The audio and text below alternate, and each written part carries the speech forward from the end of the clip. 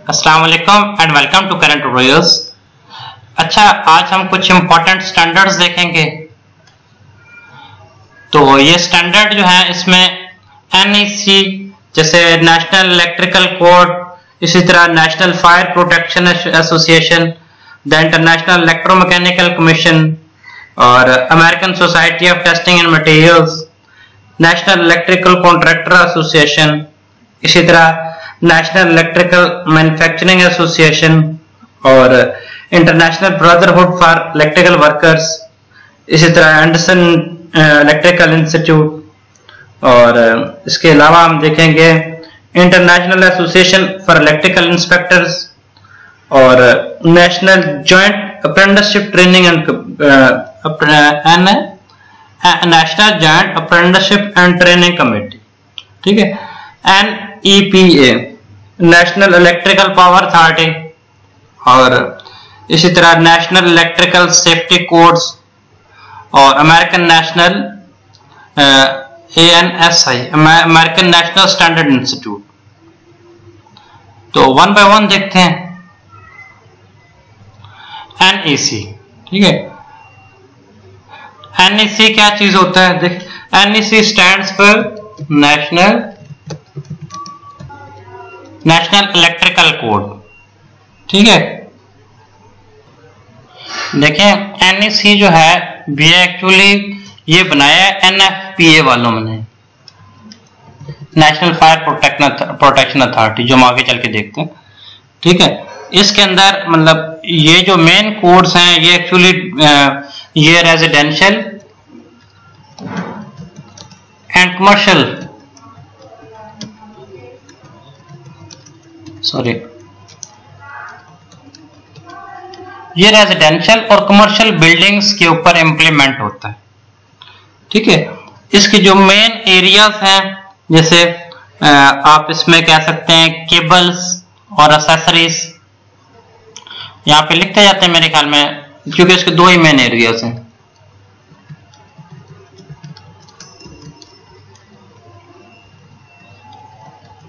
Cable and accessories में क्या क्या चीज आती है?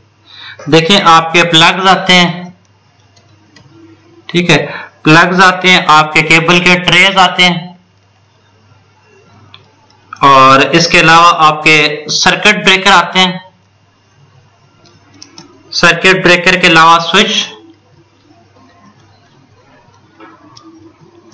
और जैसे RMU होता है, रिमोट मॉनिटरिंग यूनिट, वो इसमें आता है, और बाकी तारें तो लिख दी, केबल्स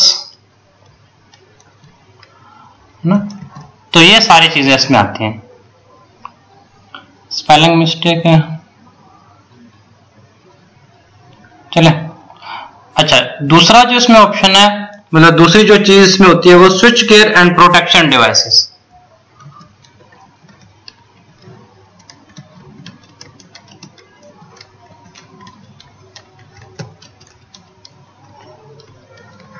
ठीक है, switch gear and protection devices में क्या क्या चीजें आती हैं? देखिए, आपके पास, आपने शायद ये नाम ना सुना हो,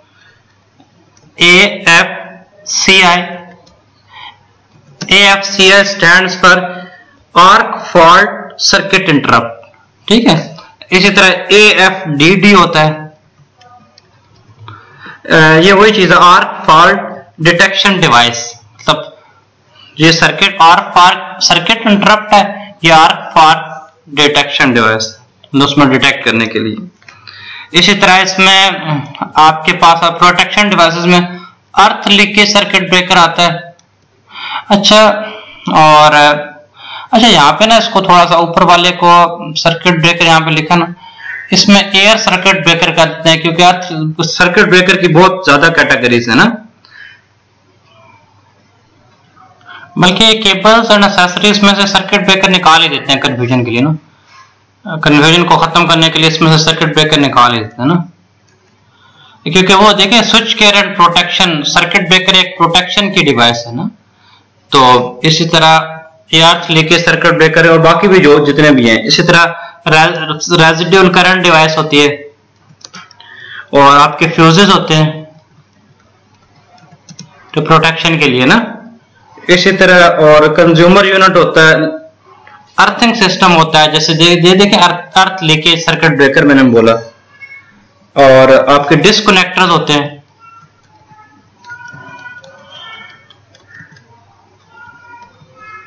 बस ये मेन चीजें हैं। तो देखें NEC stands for national electrical code, ये डिजाइन्ड बाय या मेड बाय NFPA, ठीक है, नेशनल फायर प्रोटेक्शन अथॉरिटी, और ये मेनली इम्प्लीमेंटेबल है रेजिडेंशियल और कमर्शियल बिल्डिंग के ऊपर, ठीक है, और इसके जो एरियाज हैं वो ये वाले हैं, ठीक है। और फिर आगे हर एक के कोड होते हैं, वो बड़े लंबे होते हैं, वो याद करना बड़ा मुश्किल होता है। तो इसमें आपको ट्रेस की टाइप पता होनी चाहिए, RMU क्या चीज होता है। देखिए यहाँ पे दो ट्रांसफार्मर लगे होते हैं, मतलब रिंग मेन यूनिट होता है। तो इसमें रिंग में सारा सेटअप लगा होता है, अगर एक तरफ से करंट ना आ रही हो तो दूसरी तरफ से आ रहती है, ठीक है। अर्थ लीकेज सर्किट ब्रेकर है, इसी तरह 3-4 तरह का रेजिडुअल करंट डिवाइस है, इन दोनों में क्या फर्क होता है, और बाकी 2-3 तरह का सर्किट ब्रेकर का पता होना चाहिए। NFPA देखते हैं, ठीक है। NFPA stands for national fire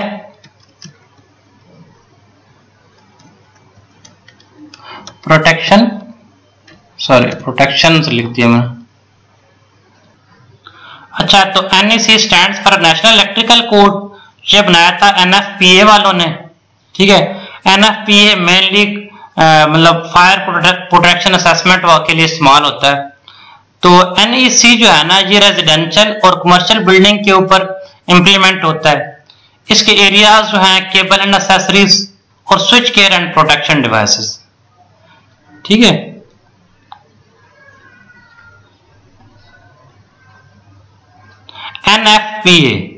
NFPA stands for national fire protection assessment, ठीक है, नेशनल फायर प्रोटेक्शन असेसमेंट। इसमें देखें, इसके अंदर कोई ओवरऑल 300 के लगभग कोड्स हैं, ठीक है, और ये बनाया गया था 6 नवंबर 1896 में।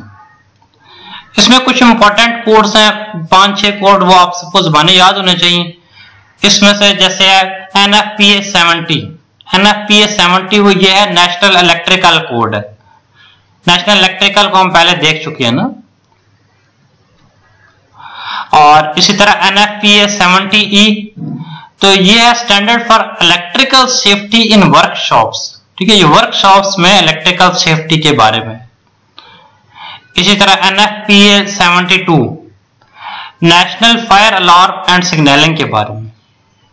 इसी तरह NFPA 101 ये लाइफ सेफ्टी कोड है। NFPA 1500, अच्छा NFPA 1500 है, ये standard on fire department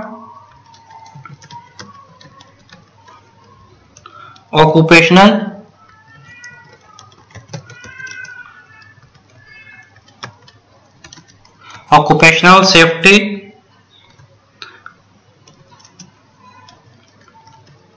health and wellness program।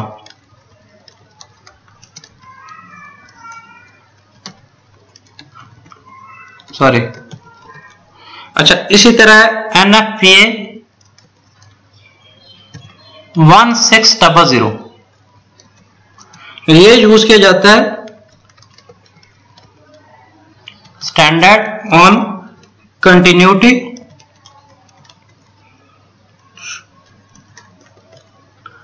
Emergency and crisis management. ठीक हो गया, और बस 2 और रह गए। NFPA 3000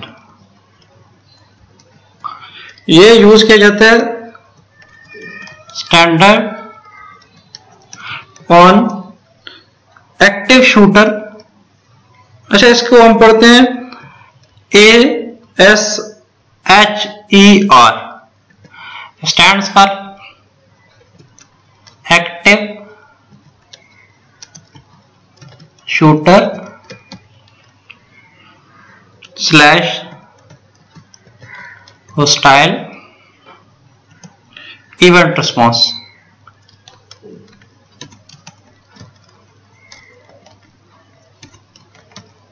ठीक है, प्रोग्राम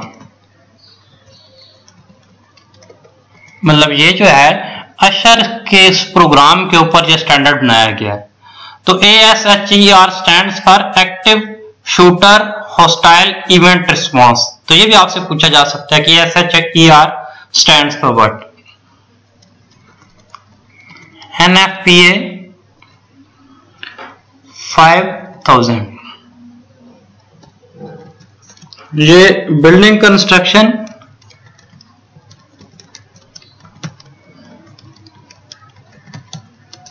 एंड सेफ्टी कोड। अच्छा, IEC देखते हैं। IEC stands for the international electromechanical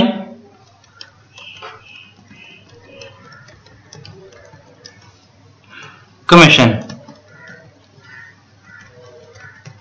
ठीक है, देखिए IEC जो है ये 26 जून 1906 में बनाया गया था जिनेवा में। ठीक है, तो इसके तकरीबन इसको इम्प्लीमेंट करने वाले 89 कंट्रीज है, काफी सारे मुल्क हैं इसमें। और इसका इस्तेमाल कहां पे होता है? देखिए IEC में बहुत से कोड्स हैं, मतलब इसमें सारे कोड्स को याद रखना पॉसिबल नहीं है। अगर आप जिस फील्ड में हैं तो उस फील्ड के रेलेवेंट आप कोड याद रख सकते हैं। देखें इसमें मतलब आपको जनरल ये बात पता होनी चाहिए। तो IEC में नॉर्मली 6000 वाली सीरीज चलती है, 60000 ये सीरीज चलती है। ठीक है, और इसी तरह IEC में एक और सब सीरीज भी है छोटे वाली, जिसमें 8 के साथ 40 ये वाली सीरीज। ये वाली ज्यादातर इसमें थोड़े से कोड है, तो ये मेडिकल पर्पस के लिए इस्तेमाल होता है। मतलब नॉर्मली IEC 600 यहाँ पे आपको 1 मिलेगा या 7 मिलेगा, इसी तरह डिफरेंट नंबर्स के लिहाज से। मतलब इसमें आपको ट्रांसफार्मर के नंबर मिलेंगे डिफरेंट, मतलब हर एक लेवल पे डिफरेंट नंबर मिलेंगे। जैसे फॉर एग्जांपल मैं आपको बताता हूँ। अभी देखें 60038 है वोल्टेजेस के लिए है, इसी तरह 60076 है वो पावर ट्रांसफार्मर के रिलेटेड है, इसी तरह 60083 है वो प्लग्स एंड सॉकेट्स के बारे में है, 60085 है वो इंसुलेशंस के बारे में है, 86 बैटरीज के बारे में है। इसी तरह मतलब आगे चलते जाते हैं। 60204 जो है वो MDI 6002011 ये MDI के बारे में है। और काफी सारे इसमें कोड्स हैं, सारों को याद रखना मुश्किल है इस तरह। तो ये आगे सीरीज चलती जाती है 600 से आगे 6100 तक जाती है, मतलब ये आगे 6 वाली सीरीज ही चलती है।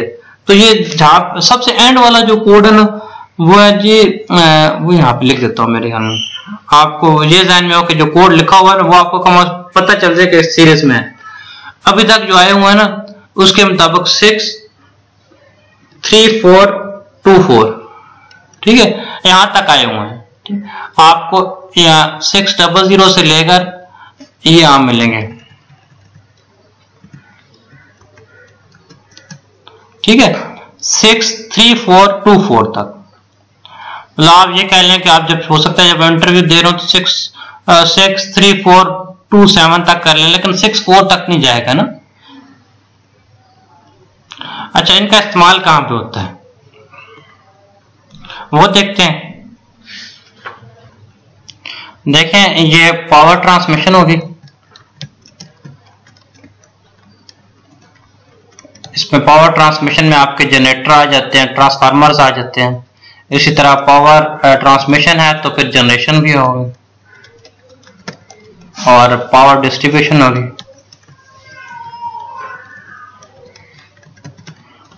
इसके अलावा ये होम अप्लायंसेस जो हैं जनरेटर पहले जनरेशन लिख देते हैं पहले, बल्कि जनरेशन लिख दिया ऊपर मैंने।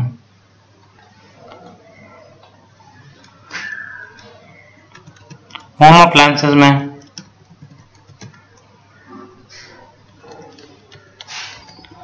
और सेमीकंडक्टर्स में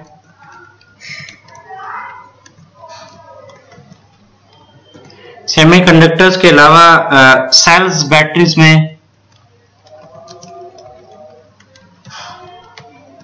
और अच्छा एक और बड़ी चीज में भूल गया, लाइव वर्किंग। लाइव वर्किंग में आप कहीं पे लाइव काम कर रहे हैं, आप मतलब किसी खंभे पे काम कर रहे हैं या उसके लिए ये कोड्स इसमें इस्तेमाल होते हैं। तो लाइव वर्किंग वाले सारे कोड आईसी वाले होते हैं। तो ये सारे इसके यूज थे। अच्छा अभी हम ना ASTM देखते हैं, ये क्या चीज होती है। देखिए ASTM stands for American society of testing materials.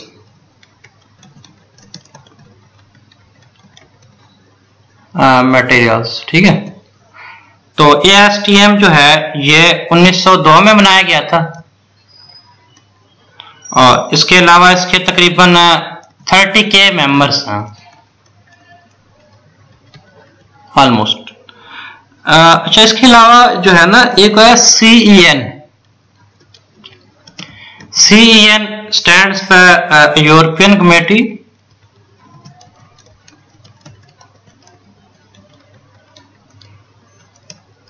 Of standardisation.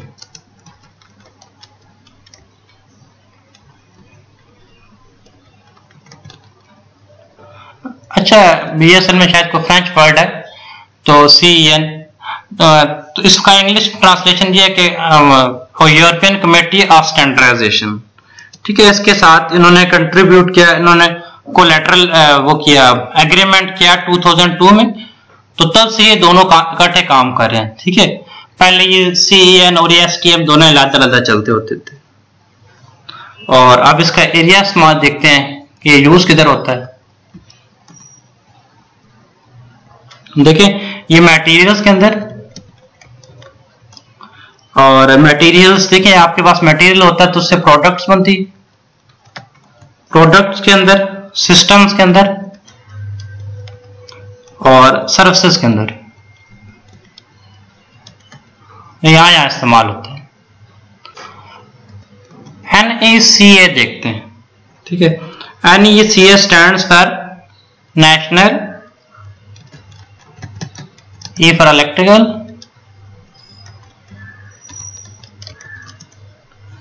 Contractor association. तो ये नेशनल इलेक्ट्रिकल कॉन्ट्रैक्टर एसोसिएशन है NECA। अच्छा ये इलेक्ट्रिकल है तो ये स्पेसिफिक बिजनेस में काम करती हैं।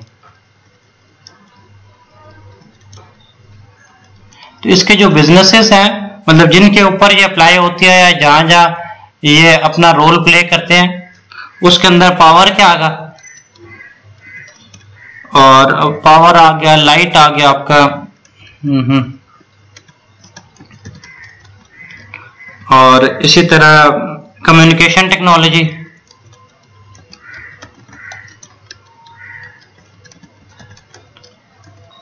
और मेनली इसी पावर के अंदर, लाइट के अंदर, ये कम्युनिकेशन टेक्नोलॉजी इन बिजनेसेस को सपोर्ट करता है ना।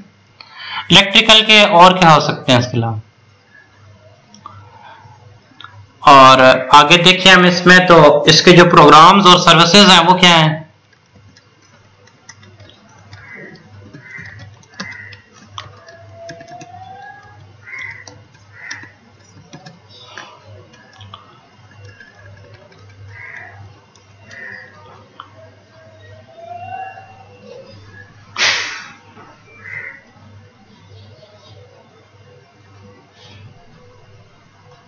देखिए इसके प्रोग्राम में से आता है, ये एडवोकेसी प्रोवाइड करते हैं,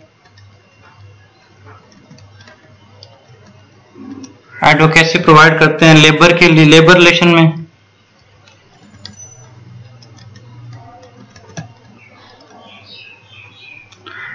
गवर्नमेंट अफेयर में।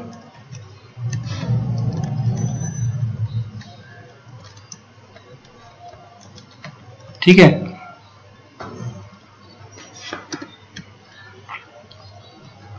और इसके अलावा ये रिसर्च में हेल्प करते हैं और इंडस्ट्री की इंफॉर्मेशन के बारे में।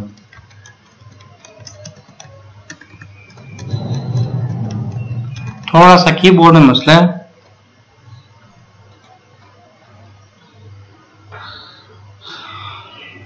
ठीक है, और इसके अलावा ये प्रोवाइड करते हैं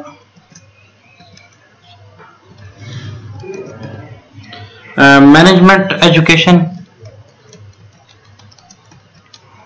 मतलब मैनेजमेंट के बारे में ट्रेनिंग वगैरह प्रोवाइड करते हैं, और सुपरवाइजरी ट्रेनिंग।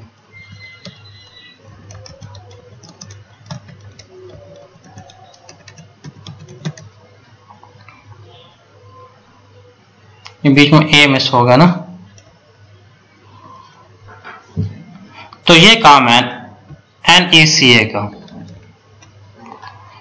अगर इसको हम समराइज करें तो NECA stands for national electrical contractor association. तो नेशनल इलेक्ट्रिकल कॉन्ट्रैक्टर एसोसिएशन जो है ये पावर और इलेक्ट्रिकल बिजनेस के ऊपर अप्लाई होता है। ठीक है, ये सर्विसेज प्रोवाइड करते हैं, वो मतलब एडवोकेसी प्रोवाइड करते हैं, रिसर्च और इंडस्ट्रियल इंफॉर्मेशन देते हैं। इसके अलावा ये मैनेजमेंट की एजुकेशन देते हैं, सुपरवाइजरी ट्रेनिंग देते हैं।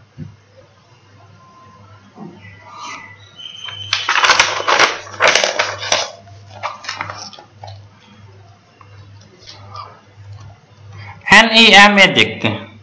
ठीक है, नेशनल इलेक्ट्रिकल मैन्युफैक्चरिंग एसोसिएशन। ठीक है, अब ये बनी थी 1926 में, और ये जो है ना एक्चुअली ये कंपनीज के बारे में डिफरेंट ये प्रोवाइड की जाती है। मतलब ये मैन्युफैक्चरिंग कंपनी, ठीक है, ये उन जगह पे अप्लाई की जाती है जहां पे कंपनीज ऑफ मैन्युफैक्चरिंग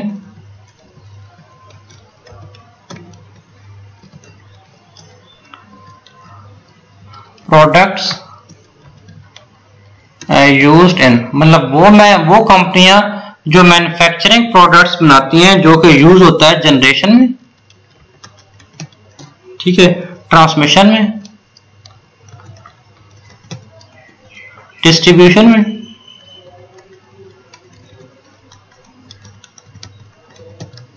और इसी तरह कंट्रोल में, और एंड यूज ऑफ इलेक्ट्रिसिटी।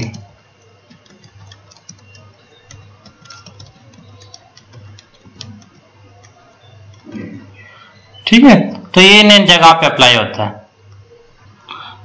तो वो कंपनियां जो जनरेशन करती हैं, ट्रांसमिशन करती हैं, डिस्ट्रीब्यूशन, कंट्रोल या एंड यूज ऑफ इलेक्ट्रिसिटी करती हैं, तो उनको नेशनल इलेक्ट्रिकल मैन्युफैक्चरिंग एसोसिएशन जो है ना वो सर्विसेज प्रोवाइड करता है। यह पर्ची आप इसकी मेंबरशिप लें या ना लें। IBEW, देखिए IBEW stands for international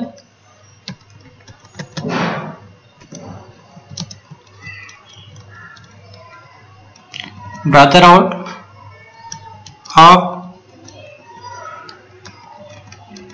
electrical workers. ठीक है, ये international IBEW stands for international brotherhood electrical workers. तो ये बना था, ये बड़ा पुराना है, 1891 में बना था, और इसके तकरीबन 775 के मेंबर्स है, इतने ज्यादा मेंबर्स हैं। और अगर आगे इसकी बात करें तो ये सर्विसेज प्रोवाइड करता है, मतलब मेनली ये बनाया गया था इलेक्ट्रिशियन के लिए, ठीक है, लाइनमैन के लिए,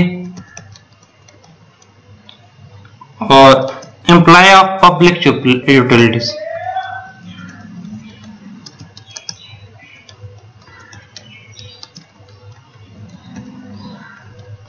इनके लिए बनाया गया था। ठीक है, और इसके अलावा इसमें कंप्यूटर वाली कंपनीज और कम्युनिकेशन और जो ब्रॉडकास्टिंग एसोसिएशन है वो बाद में ऐड की। तो ये सारी चीजें इसका हिस्सा है। IBEW stand for international brotherhood of electrical workers 1891 में बनाया गया था, काफी पुराना है। अभी इसकी नई जो फॉर्म है वो ये वाली है, मैन्युफैक्चरिंग एसोसिएशन वाली। तो 775 के मेंबर्स हैं, इलेक्ट्रिशियन और लाइनमैन और पब्लिक यूटिलिटीज के अंदर जो लोग काम करते हैं उनके लिए बनाया गया था। बाद में इसमें इलेक्ट्रिकल, कम्युनिकेशन और ब्रॉडकास्टिंग के लोग शामिल किए गए। IAEI देखते हैं। देखिए, IAEI stands for international association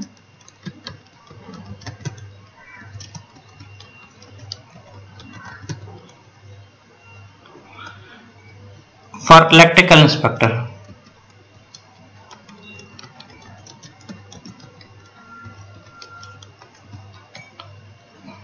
ठीक है, ये बनाया गया था 1928 में। क्योंकि इलेक्ट्रिसिटी अमेरिका ही ने इजाद की थी, तो ज्यादातर जो जितने भी लॉज हैं वो सारे अमेरिका में ही बने थे स्टार्ट में। तो इसके जो मेंबर्स हैं, बेनिफिट्स फॉर मेंबर्स, अच्छा इसके अलावा ये जो है ना, ये प्रोवाइड करती है ये CEI, सर्टिफाइड इलेक्ट्रिकल इंस्पेक्टर।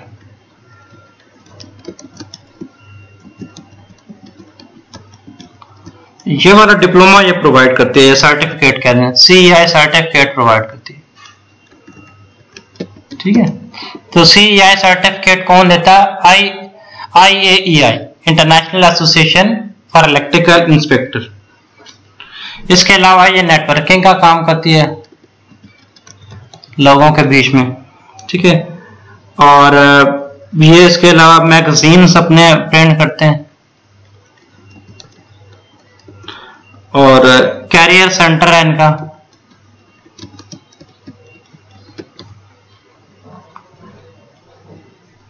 अच्छा, एक और है, वो जनरल ही है, वैसे वो ज्यादातर कंपनी अपनी अपनी जगह प्रोवाइड करती है, वो है जी डिस्काउंट फॉर मेंबर्स।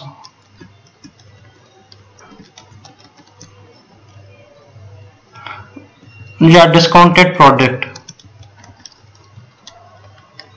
ठीक है, तो ये बेनिफिट्स हैं इसकी मेंबरशिप के।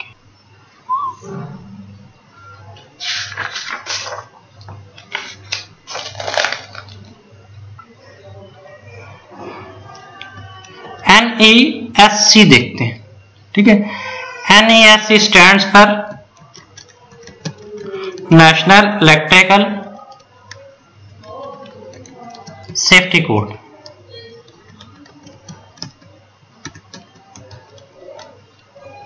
ठीक है, अब देखें ये कोड इस्तेमाल होते हैं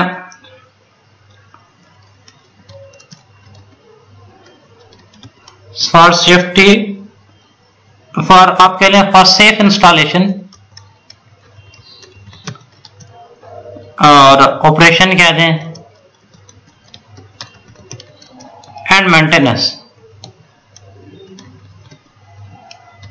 ठीक है, हमारे पास तीन ऑप्शन काम होते हैं। आप ऑपरेशन करते हैं, देखिए कोई चीज इंस्टॉल करते हैं, उसको ऑपरेट करते हैं और मेंटेनेंस करते हैं।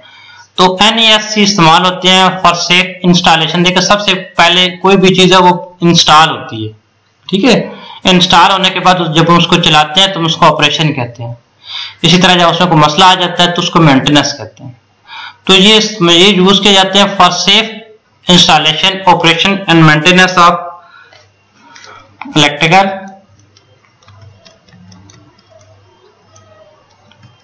Power and communication utility system.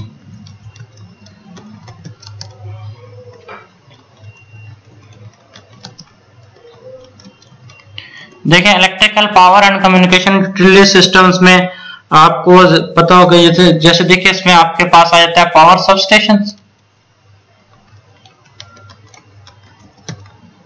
ये वाली इसकी सब कैटेगरीज होंगे electrical power communication and communication utilities के अंदर, मतलब इलेक्ट्रिकल सब स्टेशन आ गए, इसी तरह power and communication overhead lines. इसको से यूं भी लिखते होते हैं कई दफा, ये ना। और इसके अलावा पावर अंडरग्राउंड लाइंस के लिए भी इस्तेमाल किया जाता है। पावर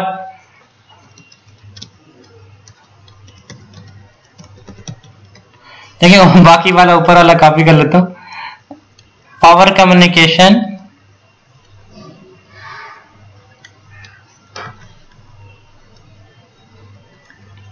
जो अंडरग्राउंड लाइंस के अंदर होती है, ठीक है। अच्छा, एक और बड़ी इंपॉर्टेंट चीज ये है ना, पब्लिश्ड बाय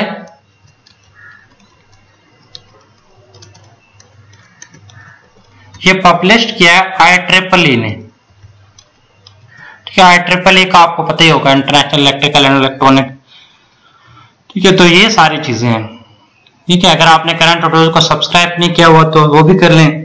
और इसके अलावा आपको सारी जो है ना वो याद होने चाहिए, मतलब एब्रिविएशंस जो हम पहले डिस्कस कर चुके हैं इससे प्रीवियस लेक्चर में। अगर आपने वो नहीं देखा तो वो भी देख लें।